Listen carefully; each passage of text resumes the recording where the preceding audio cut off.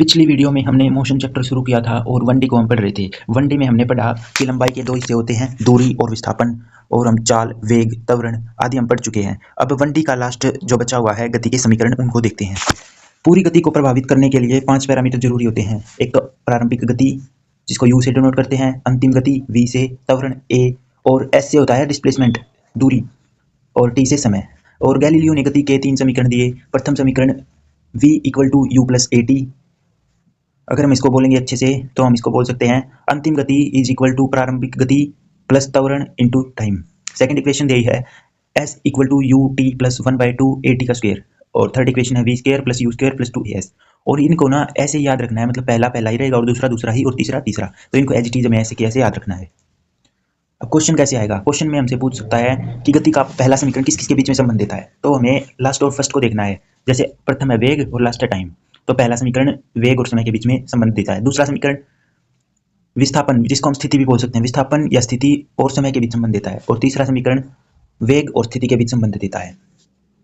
अब हम 2D motion को स्टार्ट करेंगे। 2D मोशन में हम गति के प्रकार पढ़ेंगे। पहले ही होती है 2D में सरल आवर्त गति, सिंपल हार्मोनिक मोशन। इसमें वस्तु अपनी जो मध्य स्थिति है ना, इसके इधर उधर गति करती है। ये इसमें दो दिशाएं हैं, एक ऊपर की तरफ और एक इस साइड, तो ये 2D है। इसमें मध्य स्थिति के इधर उधर जो वस्तु गति करती है जैसे लोलक, तो ये सरल आवर्ती गति होती है, सिंपल हार्मोनिक मोशन। और दूसरी 2D में आती है प्रक्षेप्य गति। जब वस्तु बल लगने पर ऊपर की ओर जाती है और निश्चित दूरी के बाद पुनः नीचे आ जाती है, वो होती है प्रक्षेप्य गति। और जो पथ जो बनाती है, जो रास्ता बनाती है, वो होता है परवलय, परबोला, परवलयाकार। और हम अगर किसी भी चीज को फेंक रहे हैं ना, तो हम चाहते हैं कि वो मैक्सिमम हाइट तक जाए, तो हम उसको 90 डिग्री के एंगल से फेंकेंगे, और हम चाहते हैं कि वो मैक्सिमम दूर जाए, तो हम इसे 45 डिग्री के एंगल से फेंकेंगे। और प्रक्षेप्य गति के एग्जाम्पल हो सकते हैं जैसे फुटबॉल की गति, गोली का रास्ता, बाण की गति, या फिर रॉकेट का पथ। इसमें ना वस्तु दोबारा उस स्थान पर नहीं आती जैसे सिंपल हार्मोनिक मोशन में आती थी। इसमें जब एक बार दूर चली गई तो चली गई। और तीसरी होती है कोणीय गति। पहली हम पढ़ चुके हैं सिंपल हार्मोनिक मोशन, और दूसरा हम पढ़ चुके हैं प्रक्षेप्य गति, और तीसरी है कोणीय गति। इसके दो टाइप होते हैं। घूर्णन गति, जब वस्तु अपने ही चारों ओर घूमती है, जैसे घड़ी की सुइयां, बस का टायर, पंखे का घूमना, पृथ्वी का अक्ष पर घूमना। और इसका बी पार्ट होता है वृत्तीय गति, जब वस्तु किसी अन्य के चारों ओर घूमती है, जैसे पृथ्वी सूरज के चारों ओर घूमती है।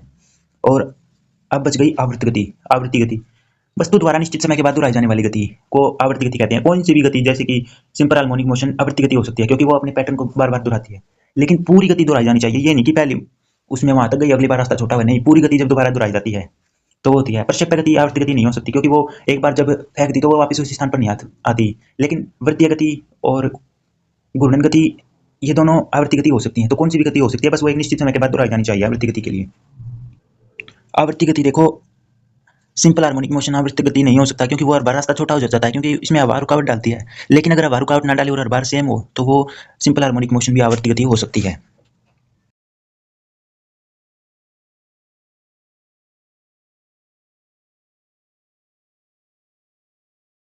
आवर्तकाल होता है एक चक्कर में लिया गया समय, जिसका मात्रक सेकंड होता है। और आवृत्ति होती है एक सेकंड में लिए गए चक्रों की संख्या। और जो आवृत्ति होती है वो आवर्तकाल की अपोजिट होती है, तो आवृत्ति इक्वल टू 1/आवर्तकाल। और आवृत्ति का मात्रक होता है सेकंड इनवर्स या फिर हर्ट्ज। अब ये इसका उल्टा होता है, इसको एक्सप्लेन करते हैं।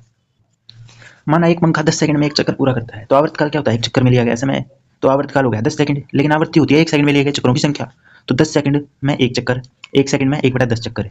आवर्तकाल हो गया 10 सेकंड, और आवृत्ति हो गई 1/10 सेकंड इनवर्स 1/10 सेकंड या फिर हर्ट्ज। यहाँ आवर्तकाल 10 सेकंड है और आवृत्ति है 0.1 हर्ट्ज या फिर 1/10 हर्ट्ज, तो ये दोनों अपोजिट है। मान लिया आप एक चक्कर पूरा करने में 1000 सेकंड लगती हैं, तो आवर्तकाल तो हो गया डायरेक्ट 1000 सेकंड, और आवृत्ति हो गई 1/1000 हर्ट्ज। जितना टाइम बढ़ा है ना, देखो इसकी आवृत्ति की वैल्यू घट गई। जितना टाइम बढ़ा है आवृत्ति घटी है, और अब टाइम घटा है, मान लिया 5 सेकंड, तो आवृत्ति अब बढ़ी है। तो टाइम बढ़ेगा तो आवृत्ति घटेगी, और टाइम घटेगा तो आवृत्ति बढ़ेगी। निष्कर्ष क्या निकलता है? आवृत्ति और आवर्तकाल एक दूसरे के व्युत्क्रमानुपाती होते हैं। आवृत्ति होती है 1/आवर्तकाल।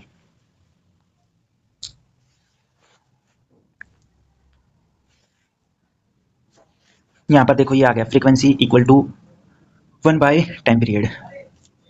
आई थिंक अब अच्छा एक्सप्लेन हो चुका होगा। और कल हम पढ़ चुके थे, कल वाली क्लास में 2D की सभी गतियां, जिसमें थी सिंपल हार्मोनिक मोशन, प्रक्षेप्य गति, घूर्णन गति का दो थे, वृत्तीय गति, और दोनों वो पढ़ चुके थे। आवर्ती गति पढ़ चुके थे, अब आवर्तकाल पढ़ लिया, आवृत्ति पढ़ ली। अब बढ़ते हैं आगे। अब पढ़ेंगे हम गति के नियम, जो कि न्यूटन ने दिए थे, जिसकी बुक आई थी 5 जुलाई 1687 ईस्वी। प्रिंसिपिया में उन्होंने ये नियम दिए थे, न्यूटन ने गति के नियम दिए थे। पहला नियम पढ़ने से पहले जरूरी है हमें जड़त्व के बारे में पता हो। जड़त्व वस्तु का वह गुण है जिसके कारण वह अपनी अवस्था में परिवर्तन का विरोध करती है। जड़त्व की खोज की थी गैलीलियो ने, और वह विरोध क्यों करती है किसी अपनी अवस्था परिवर्तन का? इसका कारण होता है द्रव्यमान, मास। अब जड़त्व के प्रकार होते हैं। एक होता है विराम का जड़त्व। जब हम बस में बैठे होते हैं और एकदम से बस चल पड़ती है, हमारा शरीर विराम में होता है और हमें झटका लगता है, पेड़ डलने पर पत्तियां टूट जाती हैं और कंबल पीटने से धूल निकल जाती है। अब दूसरा जड़त्व का प्रकार होता है गति का जड़त्व। जब हम गति में होता है हमारा शरीर, बस में होते हैं और बस वाला रोक देता है तो हमें झटका लगता है। और तीसरा होता है दिशा का जड़त्व। अब हम गति के फर्स्ट नियम को पढ़ेंगे, लेकिन उससे पहले हम पढ़ते हैं एक बार बल के बारे में। फोर्स क्या होता है? फोर्स वह कारक है जो किसी वस्तु को रोक दे, रुकी वस्तु को चला दे, चलती हुई वस्तु को रोक दे और दिशा परिवर्तन कर दे, वह बल होता है। देखो, जड़त्व कोशिश करता है कि शरीर विराम में है तो विराम में रहे, और अगर गति में है तो गति में रहे, लेकिन बल है जो जड़त्व को खत्म करता है। अब पढ़ेंगे गति का प्रथम नियम, जिसे जड़त्व का नियम भी कहते हैं। कोई वस्तु अपनी अवस्था बनाए रखेगी जब तक उस पर भारी बल ना लगे, जैसे कि हमने अभी पढ़ाई है। जड़त्व तो कहता है कि वस्तु जैसी जिस अवस्था में उसी में रहे, लेकिन बल उस अवस्था को बदल देता है। तो कोई वस्तु जब तक अपनी अवस्था बनाए रखेगी जब तक उस पर भारी बल ना लगे। और गति के प्रथम नियम से हमें बल की परिभाषा भी मिलती है।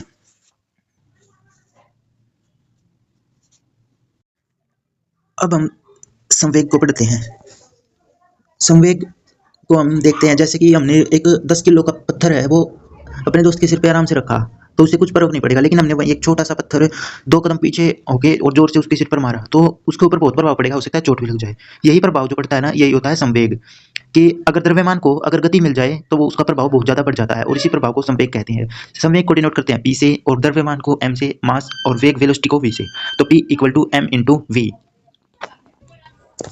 अब हम संवेग का मात्रक देखते हैं। तो मास का मात्रक होता है किलोग्राम, और वेलोसिटी वेग का होता है मीटर प्रति सेकंड। तो संवेग का बन गया किलोग्राम मीटर प्रति सेकंड, और हम इसको लिख सकते हैं किलोग्राम मीटर सेकंड इनवर्स।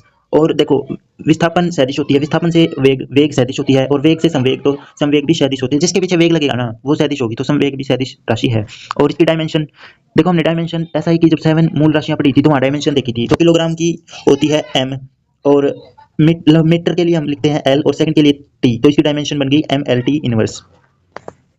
आवेग को समझने के लिए देखो, जैसे कि अगर मैं फील्डर हूँ और मैं अगर बॉल को कैच कर रहा हूँ तो बॉल एकदम से जो हाथ पर लगेगी ना, बहुत छोटे समय के लिए जो बल हाथ पर लगेगा, शॉर्ट टाइम के लिए, और जिस वो चोट जो हाथ पर झटका लगेगा, चोट लगेगी, वही आवेग होता है। बहुत शॉर्ट टाइम के लिए जो बल लगता है वो आवेग होता है। देखो, अगर बॉल ने मान लो 50 न्यूटन का फोर्स मेरे हाथ पर लगाया तो मुझे चोट लगेगी, झटका लगेगा, क्योंकि वो बहुत कम समय में लगा। अगर मैं इतना ही बल 50 न्यूटन का बल अगर मेज को आगे खिंचकाने में लगाऊं तो मेरे हाथ पर चोट नहीं लगेगी, क्योंकि मैंने समय बढ़ा दिया है। अगर समय बढ़ा देंगे तो फिर बल कम लगेगा।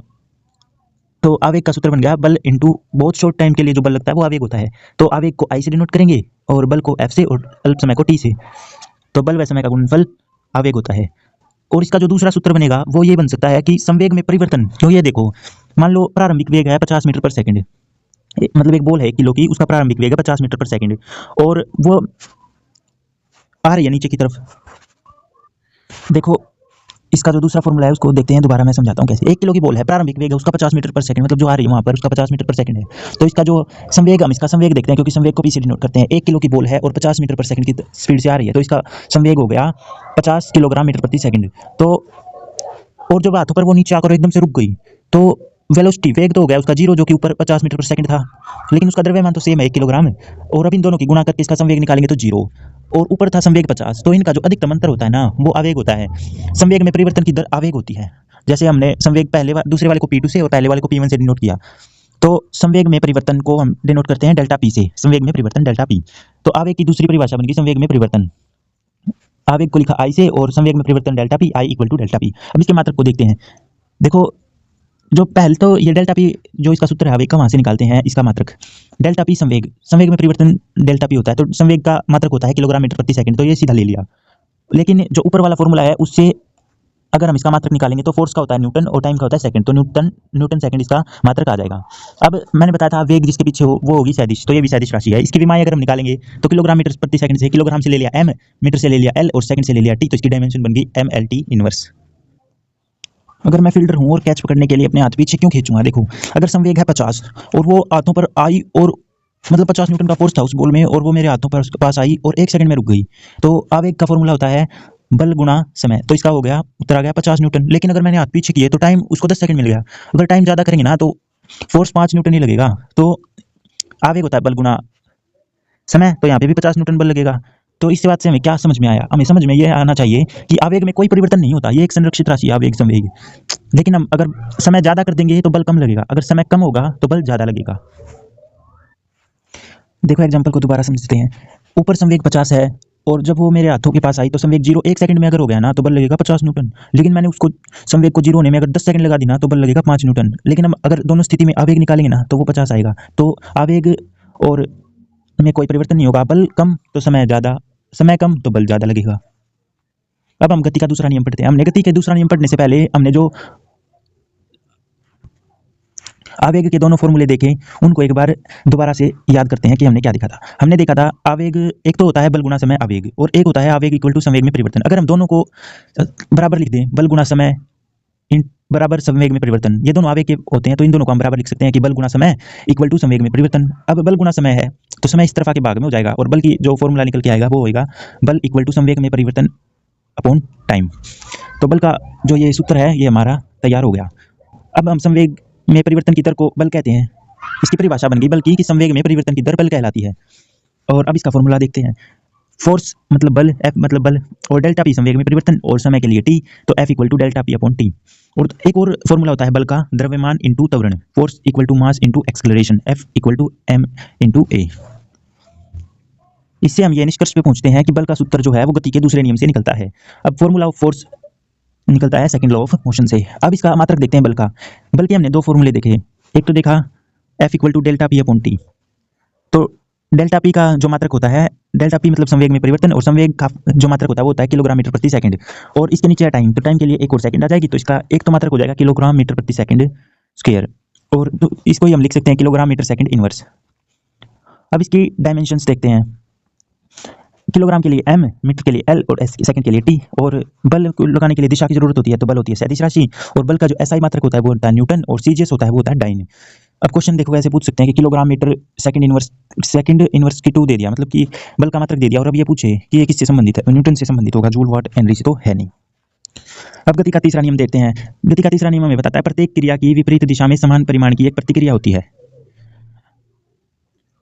Every there is reaction of equal magnitude but in opposite direction of every action. उदाहरण 1, जैसे रॉकेट ऊपर उड़ती है तो धरती की तरफ फोर्स लगाती है, जब धरती फोर्स लगाकर उसे ऊपर भेजती है। तैरना, हम पीछे फोर्स लगाते हैं और पानी हमें आगे की तरफ फेंकता है। नाव चलाना, जमीन पर चलना, ये सब तीसरा गति का नियम है। और इसके दो नाम और हैं गति के तीसरे नियम के। एक तो हो गया क्रिया प्रतिक्रिया नाम, अन्य नाम में क्रिया प्रतिक्रिया का नियम, और दूसरा नाम हो गया संवेग संरक्षण का नियम। तो आज हम एक नए टॉपिक की शुरुआत करेंगे। लॉज ऑफ मोशन, कल चैप्टर हमारा खत्म हुआ, एक नए टॉपिक की हम शुरुआत करते हैं। तो हम ना बेसिकली 2 टॉपिक पढ़ लेते हैं पहले। एक तो टॉपिक है लिफ्ट और एक है आपका फ्रिक्शन यानी कि घर्षण। अब हम लिफ्ट वाले कॉन्सेप्ट को देखते हैं। एक तो कंडीशन बनती है कि लिफ्ट खड़ी है, मतलब स्थिर है, वो ऊपर नीचे नहीं जा रही, तो हमारे जो वेट है उसमें नो चेंज होगा। दूसरी कंडीशन बनेगी लिफ्ट चल रही है। अगर लिफ्ट एक समान वेग से चल रही है, चाहे ऊपर जा रही हो चाहे नीचे जा रही हो, तो हमारा भार मतलब कि हमारे वेट में नो चेंज होगा। लेकिन अगर लिफ्ट असमान वेग से चल रही है, असमान वेग से चल रही हो, जिसको हम त्वरित गति कहते हैं, लिफ्ट असमान वेग से चलेगी, तो अगर लिफ्ट ऊपर जाएगी ना तो हमारा वजन बढ़ेगा, और अगर लिफ्ट नीचे आएगी तो हमारा वेट ग्रेविटी के कारण घटेगा। और अगर लिफ्ट का तार टूट जाए तो लिफ्ट फ्री फॉल नीचे गिरेगी, जिससे हमें अपना भार शून्य महसूस होगा। ये लिफ्ट की तीसरी कंडीशन बनती है। अब हम फ्रैक्शन को देखते हैं। फ्रैक्शन देखो, जो दोनों जो साइड होती हैं जो आपस में मिली हुई होती हैं वो ना खुरदरी होती हैं, अगर हम बहुत ज़्यादा जूम करके देखेंगे, और वो आपस में फंस जाती हैं, जिसके कारण घर्षण बल उत्पन्न होता है। घर्षण बल एक विरोधी बल है जो वस्तु की गति की विपरीत दिशा में लगता है। देखो, अगर ये वस्तु रखी हुई है और अगर ये 20 न्यूटन का बल लगाने पर आगे की तरफ बढ़ती है, तो 20 न्यूटन से कम जितना भी बल हम लगाएंगे, 1 न्यूटन लगाएं, 2 न्यूटन लगाएं, 15 न्यूटन लगाएं, 10 न्यूटन लगाएं, 19 न्यूटन लगाएं, तो वो सभी जो न्यूटन बल होंगे ना वो होंगे स्टैटिक फ्रैक्शन, स्थैतिक घर्षण बल जिन्हें हम कहेंगे। लेकिन अगर हम 20 यूनिट बल लगाएं, 20 न्यूटन बल लगाएं, जो कि एक लिमिट तय करता है कि इससे कम तो ये वस्तु हिलेगी नहीं, और इससे ज़्यादा लगाते 1 न्यूटन भी ज़्यादा लगाए तो वस्तु हिल जाएगी। तो जो ये वाला बल होता है जो कि लिमिट तय करता है, इसे हम बोलते हैं सीमांत घर्षण, लिमिटिंग फ्रिक्शन। और इससे ऊपर, इससे ज़्यादा जितने भी बल लगा लें हम, जैसे 21 न्यूटन, 22 न्यूटन, 23 न्यूटन, 25 न्यूटन, वो सभी आएंगे गतिज घर्षण में होते हैं। और अब हम स्टैटिक घर्षण को पढ़ते हैं, जो कि 20 से कम होते हैं, जो कि मतलब जिन्हें लगाने से वस्तु नहीं हिलेगी, उन्हें हम कहते हैं स्थैतिक घर्षण। सभी वस्तु पर लगने वाला घर्षण बल होता है ये। सीमांत घर्षण बल स्थैतिक घर्षण बल का अधिकतम मान है, मतलब इससे अगर कम लगाएंगे तो नहीं हिलेगी, और इससे ज़्यादा 1 भी न्यूटन बढ़ाया तो वस्तु हिल जाएगी। तीसरा बल होता है गतिज काइनेटिक फ्रिक्शन, गति की अवस्था में लगने वाला घर्षण बल। और अब हम नोट जो ये लिखा है इसको पढ़ते हैं, चलो पढ़ते हैं। देखो, जो 20 न्यूटन है ना, ये सबसे अधिक होता है, क्योंकि इससे जो स्थैतिक घर्षण होता है वो तो इससे कम होता है, और गतिज घर्षण भी इससे कम होता है। ऐसा क्यों होता है बताओ? अगर हम एक बार वस्तु को गति में ले आए तो फिर 20 न्यूटन बल की जरूरत नहीं है हमें, वो 19 होगा, फिर 18 होगा, और फिर एक फिक्स वैल्यू आएगी, जैसे कि 18 न्यूटन पर वो चलती रहेगी, 18 न्यूटन से कम नहीं जाएगी। तो गतिज घर्षण भी कम होगा और स्थैतिक भी। तो सबसे ज्यादा मान होगा वो होगी सीमांत घर्षण। सीमांत घर्षण बल सबसे अधिक होता है, और उससे ज्यादा होता है स्थैतिक घर्षण बल, और सबसे कम होता है गतिक घर्षण बल। अब काइनेटिक घर्षण बल के प्रकार होते हैं। एक तो होता है सर्पी घर्षण, एक तो मतलब गति में लाने के बाद हम उसको रोल कर रहे हैं या फिर ऐसे सीधी खींच के ले जा रहे हैं, तो ये दो प्रकार बनते हैं। एक तो होता है सर्पी, वस्तु को खींचने पर लगने वाला बल, और एक होता है लोटनिक घर्षण बल, वस्तु को लुढ़काने में लगा बल। लोटनिक घर्षण बल जो होता है वो सर्पी घर्षण से कम लगाना पड़ता है हमें। मतलब लोटनिक घर्षण बल, अगर हम लोटनिक मतलब वस्तु को लुढ़काएंगे तो हमें खींचने से कम बल लगाना पड़ेगा। अब घर्षण के उपयोग चलने में, लिखने में, मशीनों में घर्षण का प्रयोग होता है, और इसे कम करने के उपाय एक तो होते हैं लुब्रिकेंट, स्नेक आदि लगा दो, पॉलिश कर दो, या फिर बेरिंग आदि लगाने से हम घर्षण को कम कर सकते हैं। कि सबसे पहला नोट है, सीमांत घर्षण बल का मान, सीमांत घर्षण बल सबसे अधिक होता है।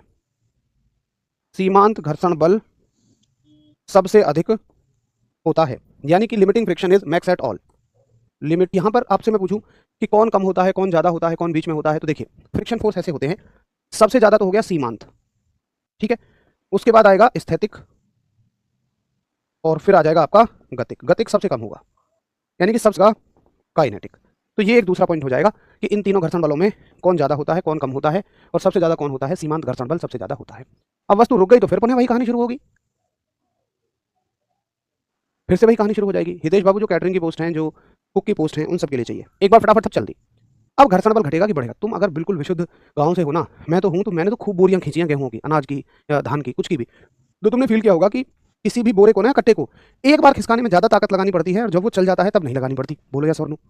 अगर आप मेरी बात से सहमत है तो आप ये समझ जाएंगे कि रुकी हुई वस्तु पर ज्यादा ताकत लगानी पड़ती है। एक बार रनिंग में आ जाए, एक बार चल जाए तो उतनी ताकत नहीं लगानी पड़ती, यानी कि वस्तु के चलने पर घर्षण बल घटने लगता है।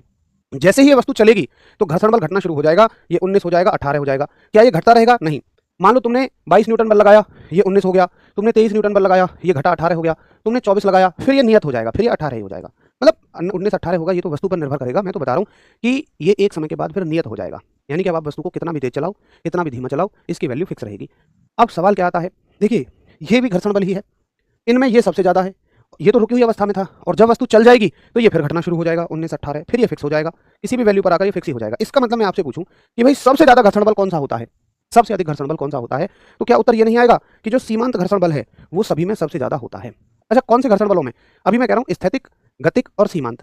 काइनेटिक, लिमिटिंग और स्टैटिक में सबसे ज्यादा जो होता है वो लिमिटिंग फ्रिक्शन होता है, वो सीमांत घर्षण बल होता है। बोलो यस और नो।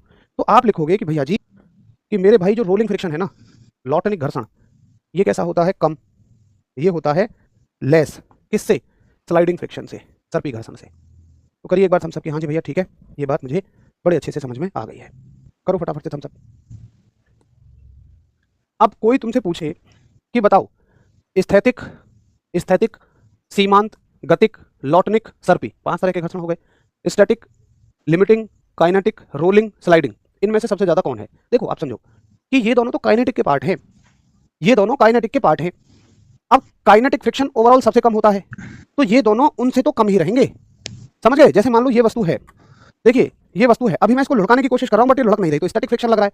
इसकी सबसे ज्यादा जो वैल्यू होगी, मान लो 20 न्यूटन पे मैं पहुंच गया, है ना, 20 न्यूटन पे पहुंच गया, तो 20 न्यूटन इसकी लिमिटिंग वैल्यू है, यानी सीमांत है, तो सीमांत ही सबसे ज्यादा है। अब ये चल देगी ना तो ये उससे कम ही हो जाएगा। हाँ, ये अलग बात है कि घुमा के ले जाओगे तो हो सकता है 17 न्यूटन लगे, खिचड़ के ले जाओगे तो हो सकता है 19 न्यूटन लगे, क्योंकि लिटा कर ले जाने में कम बल लगता है, लेकिन ये रहेगा सीमांत से कम ही। आगे बात समझ में? तो रहेगा तो इन सब में सीमांत सबसे ज्यादा। अब ओवरऑल कंपैरिजन कर लो, सीमांत सबसे ज्यादा रहेगा, और सबसे कम कौन सा रहेगा? लॉटनिक रहेगा, रोलिंग रहेगा। ये बात सबको समझ में आ गई? तो ये तो उसके ही पार्ट हैं। भाई मान लीजिए वो एक पिताजी के 3 भाई हैं, मान लो स्थैतिक है, रोलिंग है, लिमिटिंग है, तो जो रुके वाले हैं, जो स्टैटिक बोलते हैं हम उसको, उनके पास मान लो 2 लाख रुपए हैं, लिमिटिंग 2,50,000, 2.5 लाख है, ये और कम हो जाएंगे 2 लाख से भी, मान लो ये 1.5 लाख है, तो ये तो 1.5 लाख के प्रकार है ना। अगर मान लो सबसे ज्यादा इसमें कुछ होगा भी तो ज्यादा से ज्यादा 1.5 लाख हो जाएगा, तो रहेगा तो ये लिमिटिंग से कम ही। समझ गए? चलिए तो उम्मीद है अब आपको समझ में आ गया होगा कि फ्रिक्शन फोर्स के टाइप को कैसे डिसाइड किया जाता है, कैसे इनका बंटवारा किया जाता है। और अब एक मुद्दा